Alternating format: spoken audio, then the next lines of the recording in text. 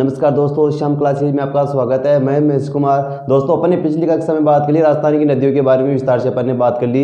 अब बात करते हैं आज अपन राजस्थान की झीलों के बारे में। झीलों के बारे में पढ़ने से पहले दोस्तों आपको इस चैनल को लास्ट तक पूरा देखना है और देखने के बाद आपको चैनल को सब्सक्राइब करना है और अच्छा लगे तो दोस्तों के साथ शेयर जरूर करना है दोस्तों।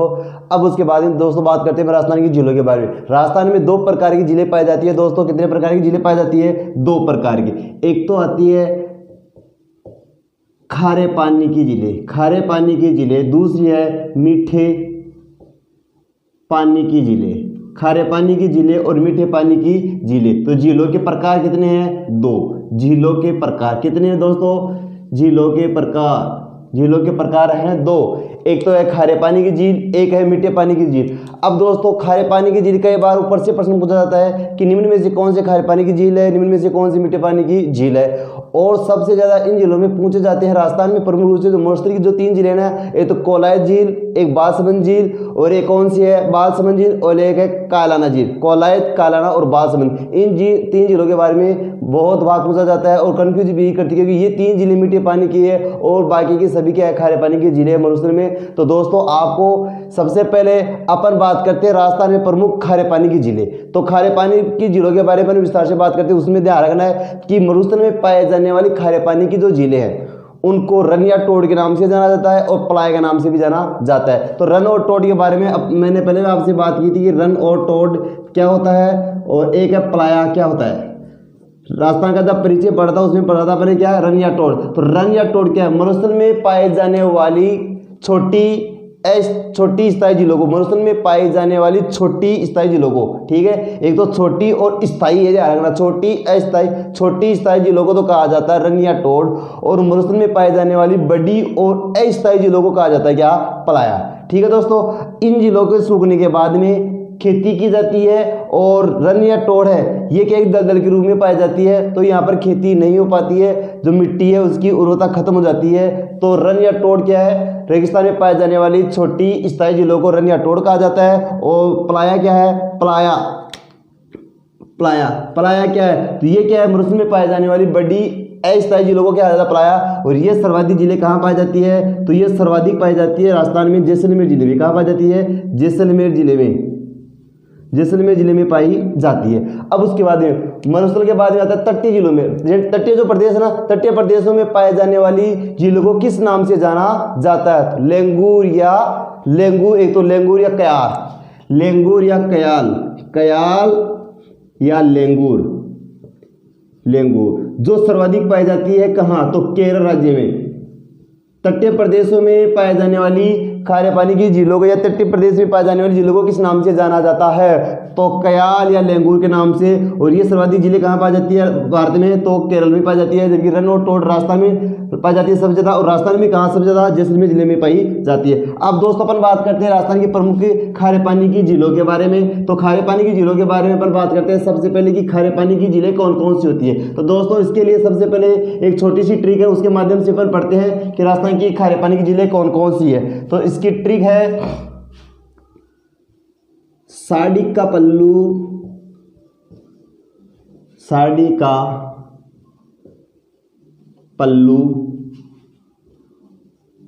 कुत्ता फाड़े रे। साड़ी का पल्लू कुत्ता फाड़े रे, दो चार बार बोलना है, याद हो जाएगा। साड़ी का पल्लू कुत्ता फाड़े रे, साड़ी का पल्लू कुत्ता फाड़े रे। तो ये है खारे पानी की झीलों के बारे में तो ट्रिक हुई। अब इसमें देखो सा से याद रखना आपको सांबर झील, ठीक है दोस्तों। फिर उसके बाद में डी से याद रखना आपको डीडवाना कहाँ है? नागौर में। सांबर तो कहाँ है? जयपुर में। डीडवाना कहाँ है? नागौर में। का से याद रखना आपको कावोद या कछोर भी हो सकते, ठीक है। इसका दूसरा नाम क्या है? कछोर, जो कहाँ है? जैसलमेर में है। पै से याद रखना आपको क्या? पंचभद्रा कहाँ है? बाड़मेर में। लू से याद रखना आपको लूणकरणसर कहाँ है? बीकानेर में। फिर उसके बाद में कू से याद रखना आपको कुचामण नागौर में है, ठीक है। तय से याद रखना आपको क्या? ताल छापर कहाँ है? चूरू में है। फिर उसके बाद में फैसे याद रखना आपको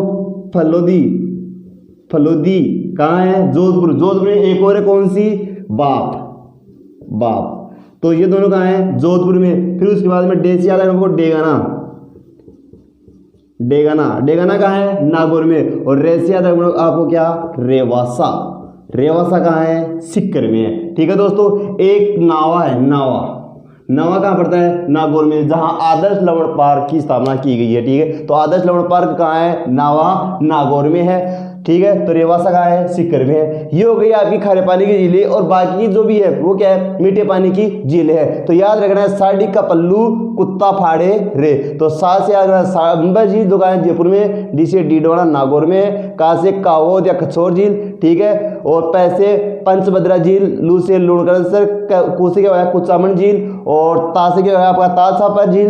फिर उसके बाद में फांसी फलोदी, और बाप का है? जोधपुर में है। फिर उसके बाद में डेगाना, नागौर, और रे से रेवासा, सीकर। ठीक है, अब सीकर में दो और, एक तो देखो, एक तो यहाँ है तो कछोर, एक आता है कोछोर।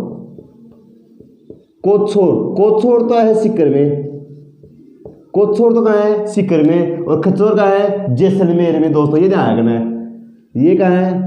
जैसलमेर। कछोर जैसलमेर में, और कोछोर कहाँ है? सीकर में। एक प्रीतमपुरी, प्रीतमपुरी या पीथमपुरी।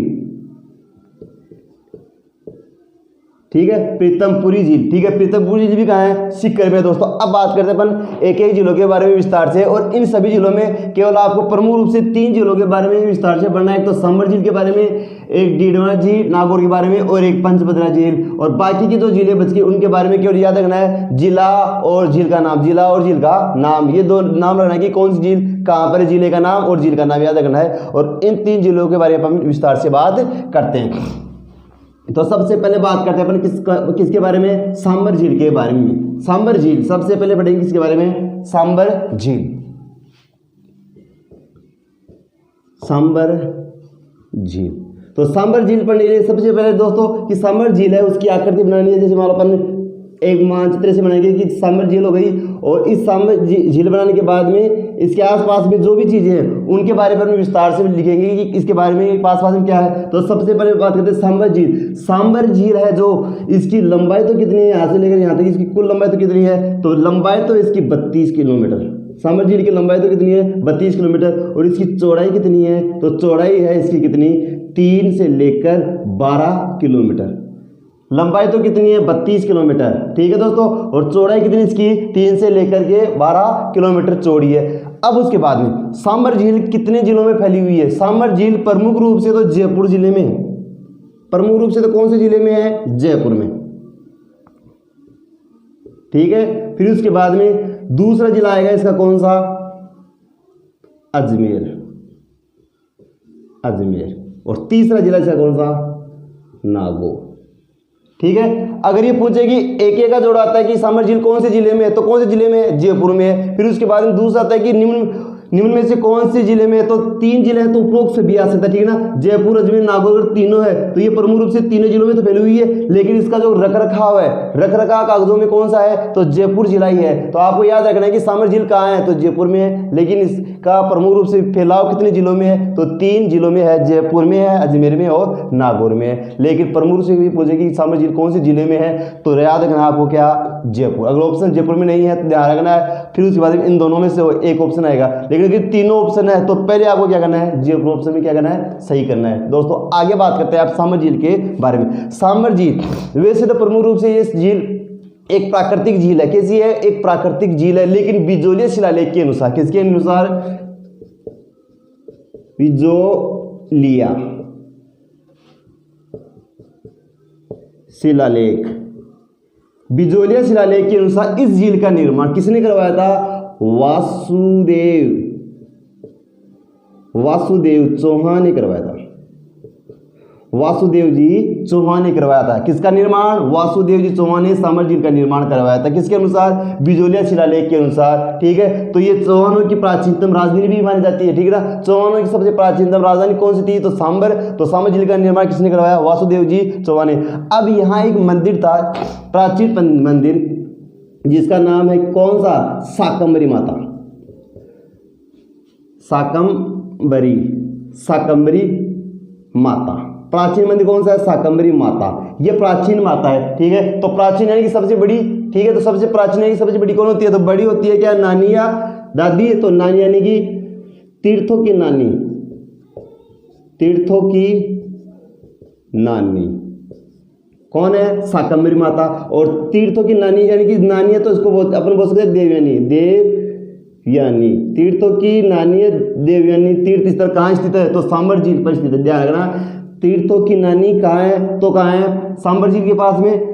फिर उसके बाद तीर्थों का मामा, तीर्थों का बांधा। तीर्थों का मामा तो आपका पुष्कर है, और तीर्थों का बांधा कौन सा है? मचकुंड धौलपुर, ठीक है दोस्तों। तीर्थों की नानी सांबर झील, तीर्थों की नानी यानी देवयानी। तीर्थ स्थल कहाँ स्थित है? तो तीर्थों की नानी शाकंभरी माता को कहा जाता है। ये कहाँ है? सांबर झील के पास में स्थित है, इसे देवयानी तीर्थ स्थल के नाम से भी जाना जाता है। तीर्थों की नानी हो गई शाकंभरी माता, तीर्थों का मामा हो गया पुष्कर, और तीर्थों का भांजा कौन सा हो गया? मचकुंड धौलपुर हो गया दोस्तों। अब बात करते हैं उसके बाद में, आगे बात करते हैं सांबर झील।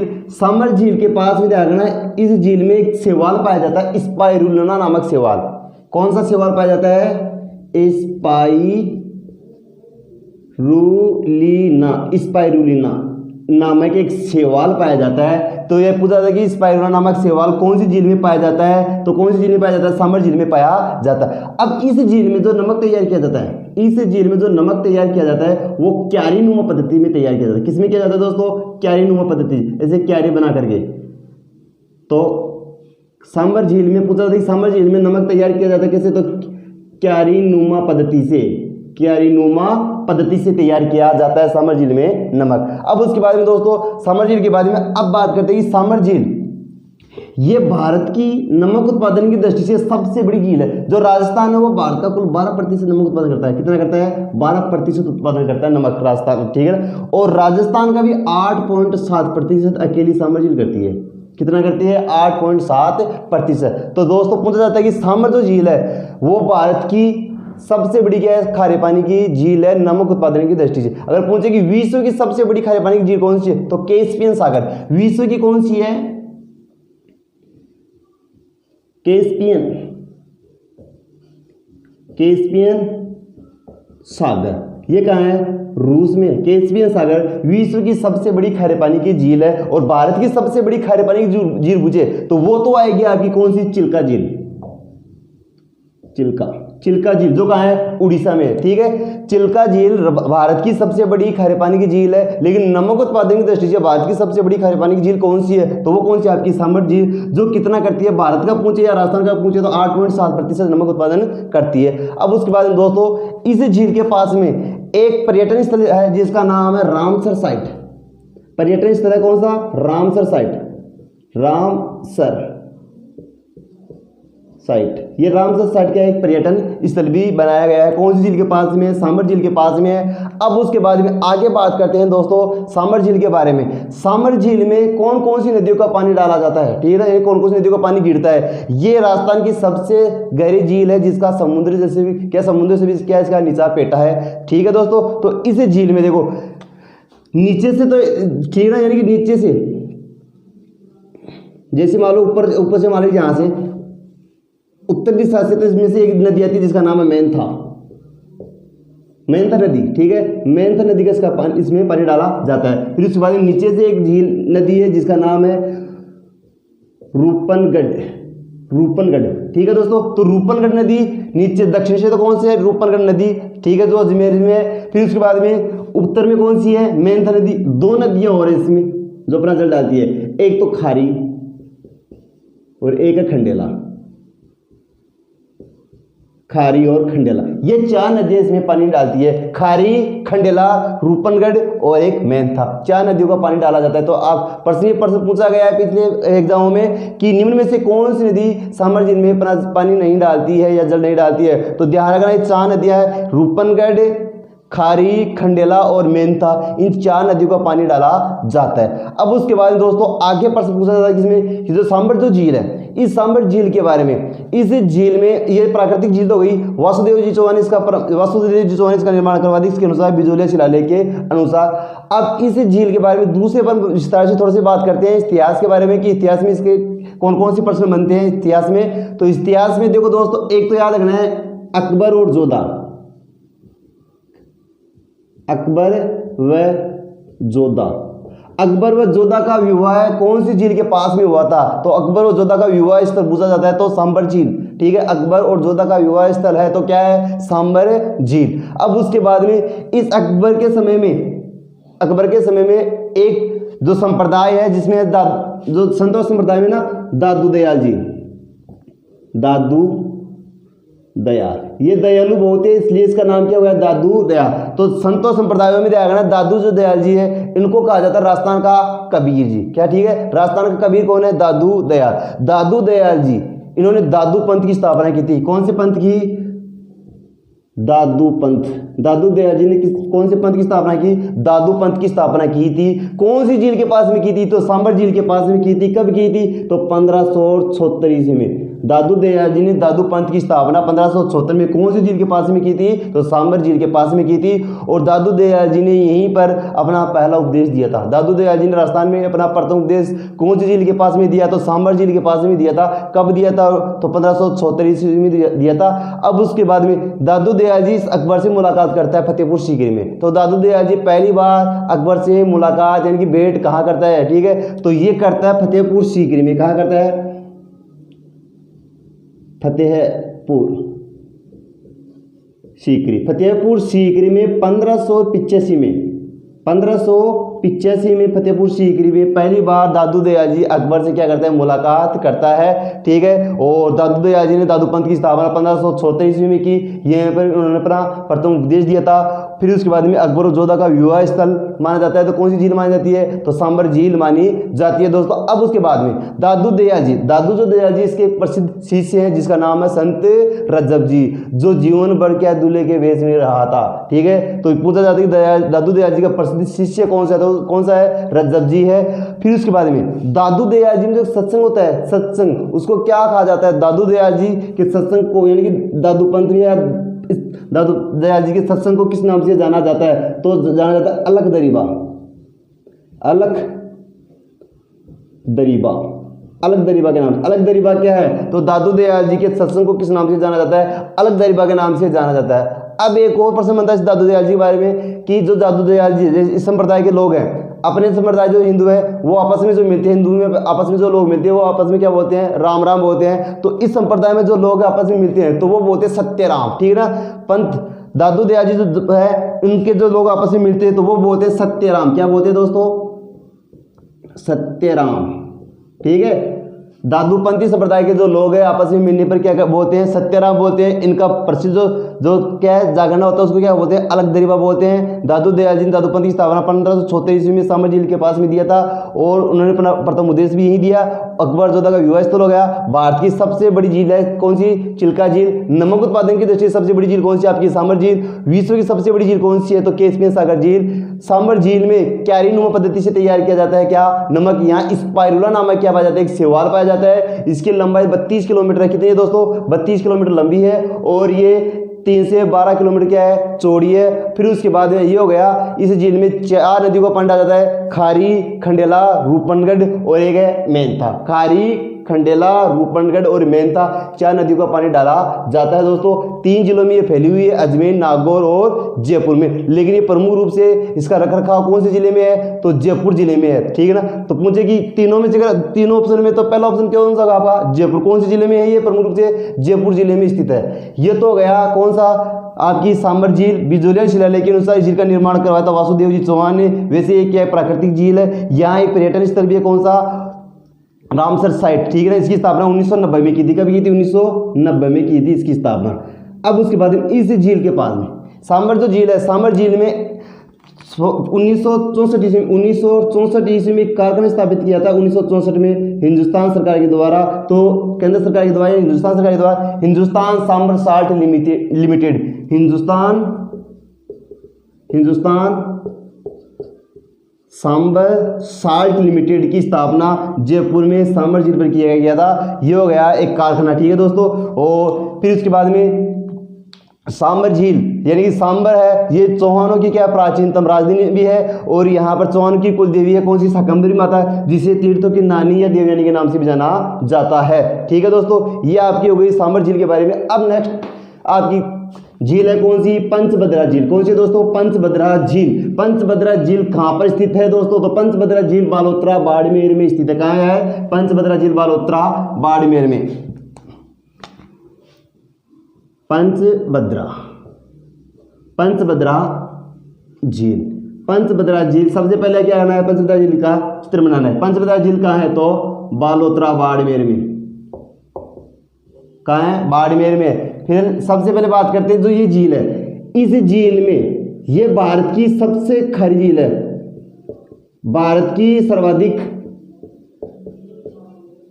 खारी, भारत की सबसे खारी झील कौन सी है? तो पंचभद्रा झील, क्योंकि यहाँ 98% इस झील में 98% NaCl सोडियम क्लोराइड पाया जाता है। ठीक है दोस्तों, तो भारत की सबसे खारी झील कौन सी है? पंचभद्रा झील। कहाँ है? बालोतरा बाड़मेर में, जहाँ का नमक क्या है? सबसे सर्वश्रेष्ठ माना जाता है। इस झील के नमक में 98% NaCl सोडियम क्लोराइड पाया जाता है। दोस्तों इस झील का निर्माण पंचा नामक भील ने तैयार किया था। यानी कि झील को किसने बनाया था? तो पंचा नामक भील ने झील का निर्माण करवाया था। इस झील में खारवाल जाति के लोग, कौन सी जाति के लोग हैं? खारवाल जाति के लोग मोरली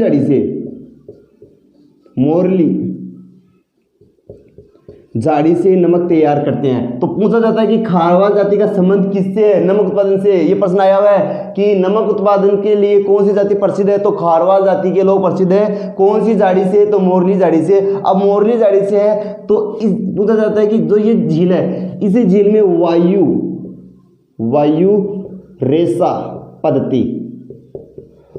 रेशा पद्धति से नमक तैयार किया जाता है। जो ये खारवाल जाति के जो लोग हैं ये बताते हैं कि जो हमें जो वायु रेशा पद्धति से, जैसे वायु द्वारा इसमें क्या है? नमक तैयार करते हैं। इस कारण हमारा जो नमक है वो क्या है? सर्वश्रेष्ठ। लिए माना जाता है कि यहाँ का जो नमक है सर्वश्रेष्ठ है और वायु रेशा पद्धति से तैयार किया जाता है। जैसे सामर झील है उसमें क्यारीनुमा पद्धति से तैयार किया जाता है, उसी प्रकार यहाँ कौन सी पद्धति से तैयार किया जाता है? वायु रेशा पद्धति से। यहाँ इस सामर पंचभद्रा झील में कुओं से भी नमक तैयार किया जाता है। किसके द्वारा?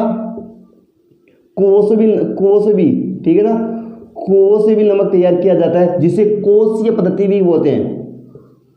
कोशीय पद्धति, ठीक है दोस्तों, कुओं से नमक तैयार किया जाता है, इसलिए इसको क्या बोलते हैं? कोशीय पद्धति के नाम से भी जाना जाता है। यह आपकी कौन सी हो गई? पंचभद्रा झील। एक बार दोबारा देखना, पंचभद्रा झील भारत की सबसे खारी झील है। ठीक है दोस्तों, इस झील का निर्माण किसने करवाया था? पंचा नामक भील ने तैयार किया था। ठीक है, इसका निर्माण। फिर उसके बाद में ये यहाँ का नमक सर्वश्रेष्ठ माना जाता है। यहाँ के नमक में 98% क्या पाया जाता है? सोडियम क्लोराइड पाया जाता है, यानी कि NaCl पाया जाता है। यहाँ खारवाल जाति के लोग मोरली झाड़ी से नमक तैयार करते हैं। ठीक है दोस्तों, ये हो गई आपकी कौन सी झील? सांबर झील। सांबर झील में कुओं से नमक तैयार किया जाता है, जिसको क्या बोलते हैं? कोशीय पद्धति। क्या बोलते हैं दोस्तों? कोशीय पद्धति।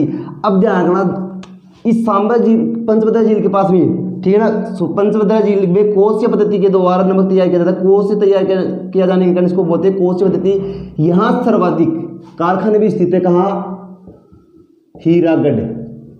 हीरागढ़ जो क्षेत्र है बाड़मेर में, यहाँ सर्वाधिक क्या है? कारखाने भी स्थित हैं। अब उसके बाद में आगे बात करते हैं, भारत की सबसे खारी झील हो गई, तो विश्व की सबसे खारी झील, विश्व की सबसे बड़ी खारे पानी की झील तो कौन सी? कैस्पियन सागर जो रूस में है। ठीक है, भारत की सबसे बड़ी खारे पानी की झील है तो कौन सी? चिल्का झील। भारत की नमक उत्पादन की दृष्टि से सबसे बड़ी झील कौन सी है? तो नमक उत्पादन की दृष्टि से आपकी सांबर झील है। लेकिन भारत की सबसे खारी झील पूछे तो पंचभद्रा झील। उसी प्रकार विश्व की सबसे खारी झील कौन सी है? तो वोन झील तुर्की में। कौन सी है?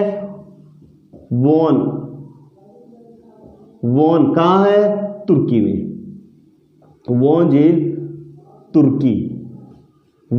तुर्की में। ठीक है, ये विश्व की सबसे खारी झील है, जहां 330 ग्राम लवणता पाई जाती है। 330 ग्राम यहाँ के नमक में लवणता पाई जाती है। दूसरी है मृत सागर। ठीक है, मृत सागर, इसका नाम ही मृत सागर। यहाँ कोई भी जो जीव जंतु है वो उपस्थित यहाँ क्या है? पाया नहीं जाता है। तो ये मृत सागर है, इसमें 280 ग्राम लवणता पाई जाती है। ये हो गया आपकी भारत की सबसे खारी झील, विश्व की सबसे खारी झील। अब राजस्थान की तीसरी झील आपकी कौन सी? डीडवाना झील। कहाँ है? नागौर। इस डीडवाना झील को वाल्दा झील के नाम से भी जानते हैं। किसके नाम से? वाल्दा। ठीक है जी, वालदा झील। इसका दूसरा नाम क्या है? वालदा झील। डीडवाना झील का दूसरा नाम क्या है? वालदा झील। कहाँ स्थित है ये? नागौर में स्थित है। दोस्तों जिस प्रकार से पंचभद्र झील है उसमें NaCl सोडियम क्लोराइड पाया जाता है, उसी प्रकार इस झील में सर्वाधिक सोडियम सल्फेट पाया जाता है।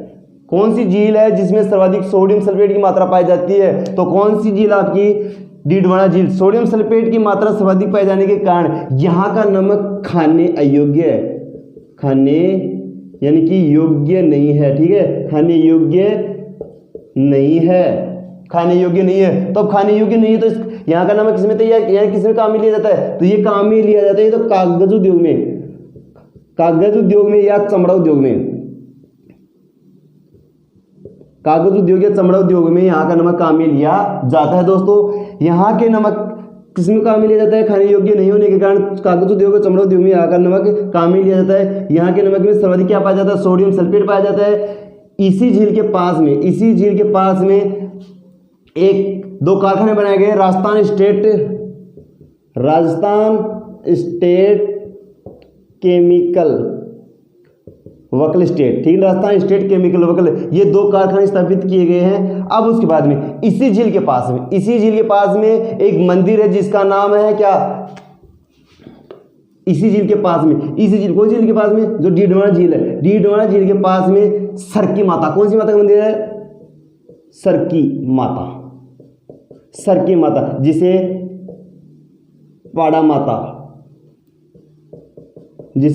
पाड़ा माता के नाम से भी जाना जाता है। दोस्तों ये हो गया कौन सी? सरकी माता कौन सी झील के पास में स्थित है? आपकी डीडवाना झील के पास में, जिसे पाड़ा माता के नाम से भी जाना जाता है। ये हो गया अभी कौन सी झील? डीडवाना झील, जो कहाँ है? नागौर में स्थित है। इसे खालदा झील के नाम से बोलते हैं। किसके नाम से? खालदा झील के नाम से भी जानते हैं। स्थानीय भाषा में इसे कौन सी झील में? जो स्थानीय झील है ना, ये झील कौन सी? डीडवाना झील। इसे स्थानीय भाषा में देवल के नाम से भी, ठीक है, स्थानीय भाषा में किस नाम से जाना जाता है? तो देवल के नाम से जाना जाता है। और इस झील को, डीडवाना झील को वालदा झील के नाम से भी जाना जाता है। यहाँ के नमक में सर्वाधिक सोडियम सल्फेट की मात्रा पाई जाती है, इसलिए यहाँ का नमक खाने अयोग्य है। अयोग्य होने के कारण इस झील का नमक चमड़ा उद्योग में, कागज उद्योगों में काम में लिया जाता है। यहाँ राजस्थान स्टेट केमिकल वकल के नाम से दो कारखाने स्थापित किए गए हैं। ठीक है दोस्तों, और ये तो गया आपकी कौन सी? डीडवाना झील। अब उसके बाद में जो बाकी दो जिले बच गई उनमें केवल आपको नाम और जिला याद रखना, नाम और जिला। तो ये हो गई आपकी खारे पानी की झीलें। अगली कक्षा में बात करेंगे अपन मीठे पानी की झीलों के बारे में दोस्तों। ठीक है।